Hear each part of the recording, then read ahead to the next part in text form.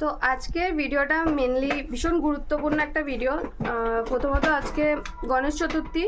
তো একটা ঘটনা হয়েছে, সেটা হচ্ছে যে কুদঘাট, যারা টালিগঞ্জ এরিয়ার মধ্যে থাকো, কুদঘাটের একটা শপ থেকে আমি কালকে মানে গণেশ ঠাকুরের জন্য মিষ্টি কিনে আনি। তো আমি আর আমার ভাই মেনলি গেছিলাম, ঠিক আছে। তো শপটার নাম হচ্ছে জয়গুরু সুইটস, এই যে ওর প্যাকেট। তো মিষ্টির দাম তো অন্যান্য দোকানের তুলনায় বেশি, সেটা হতেই পারে, আপ অ্যান্ড ডাউন, প্রত্যেক দোকানে আলাদা আলাদা রেট হতেই পারে। তো 25 টাকা দাম এক একটা মোদকের বলেছিল, স্টার্টিং প্রাইস 25 টাকা 30 টাকা, যে যেরম নেবে, শেপও ওরম ছোটো বড়ো। তো আমি ওনাকে 100 টাকা পেমেন্ট করি, ক্যাশ পেমেন্টই করেছিলাম, যে 4টে মোদক নেব, ঠিক আছে। আমি আজকে রীতিমতো মানে সকালে মা আমাকে এখন দেখাচ্ছে যে এই যে মিষ্টির প্যাকেট, এটা খোলো একটু, এর মধ্যে 4টে মোদকে উনি 100 টাকা পেমেন্ট তো নিয়েছেন, উল্টে কমপ্লেন করার পর কি বলছে আমি বলছি।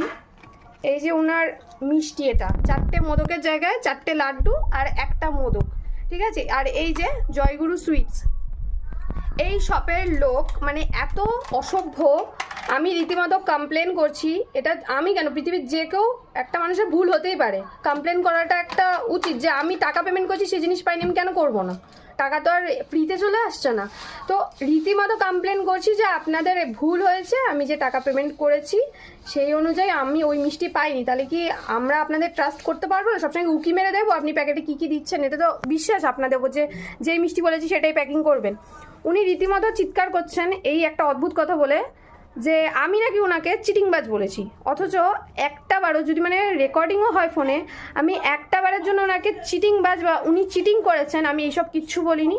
আমি রীতিমতো জাস্ট একটাই কথা বলেছিলাম যে কাস্টমার তাহলে মানে কি ভাববে, কোন বিশ্বাস নিয়ে আপনার দোকানে যাবে, যেখানে আপনারা মানে নিজেদেরই ঠিক নেই, যে মানুষকে কিভাবে ঠকাচ্ছে তার তো ঠিকই নেই, মানে কোনো লিমিটেশনই নেই।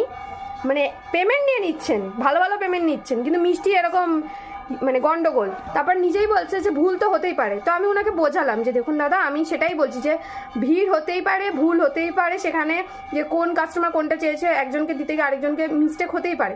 কিন্তু উনি রীতিমতো চিল্লাচ্ছেন আমি নাকি ওনাকে চিটিংবাজ বলেছি, হেন তেন, মানে যা নয় তাই। এরা কাস্টমার সাথে কীভাবে ডিল করতে হয় সেটাই জানে না। তো আমি ওনাকে যখন বলি এরম গন্ডগোল হয়েছে, তো সেটা ভিড় হওয়া দোকানে হয় মানা যায়, একটা ফাঁকা দোকান, জাস্ট আমি, আমার ভাই আর একজন মহিলা কাস্টমার ছিলেন, পুরো ফাঁকা দোকানে কিভাবে ভুল হতে পারে? তাও মেনে নিলাম, ঠিক আছে ভুল হয়েছে, কিন্তু সেখানে তো ভদ্রভাবে কথা বলা যায়। এ আবার কেমন কথা, নিজে কল্পনা করে নিচ্ছে যে মানে চিটিং বা হ্যানা ত্যানা, এইগুলো তো আমি একবারও বলিনি।